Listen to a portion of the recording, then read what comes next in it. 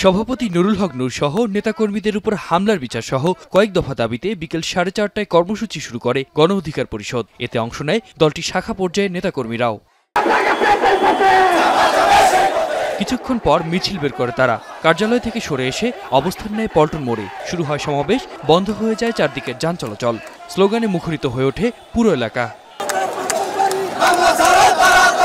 সমাবেশে স্বৈরাচার প্রতিহতের কঠোর হুঁশিয়ারি দেন সহসভাপতি ফারুক হাসান।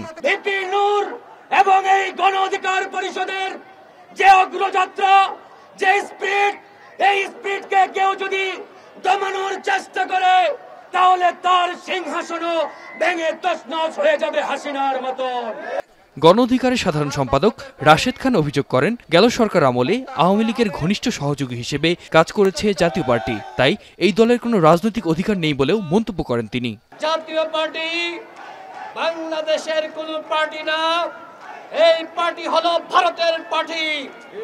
সুতরাং বাংলাদেশে জাতীয় পার্টির রাজনীতি নিষিদ্ধ করার মাধ্যমে হাসিনার মতন জিএমকাদেরকে ভারতে পাঠাতে হবে।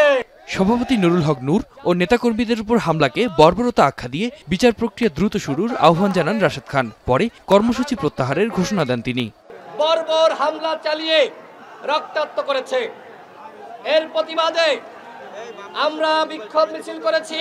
আমাদের স্পষ্ট দাবি, নুরুল হক নূর সহ আমাদের নেতাকর্মীদের উপরে যারা হামলা করেছে, রক্তাক্ত করেছে, তাদেরকে অনতিবিলম্বে গ্রেফতার করতে হবে।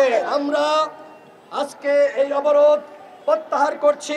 এদিকে খুলনায় জাতীয় পার্টির কার্যালয়ে ফের হামলা ও ভাঙচুর চালায় গণ অধিকার পরিষদের নেতাকর্মীরা। বিকেল 5:30টার দিকে ফেরিঘাট মোড় এলাকা থেকে বিক্ষোভ মিছিল নিয়ে তারা নগরীর ডাকবাংলো মোড়ে এসে জাতীয় পার্টির কার্যালয়ে হামলা চালায়।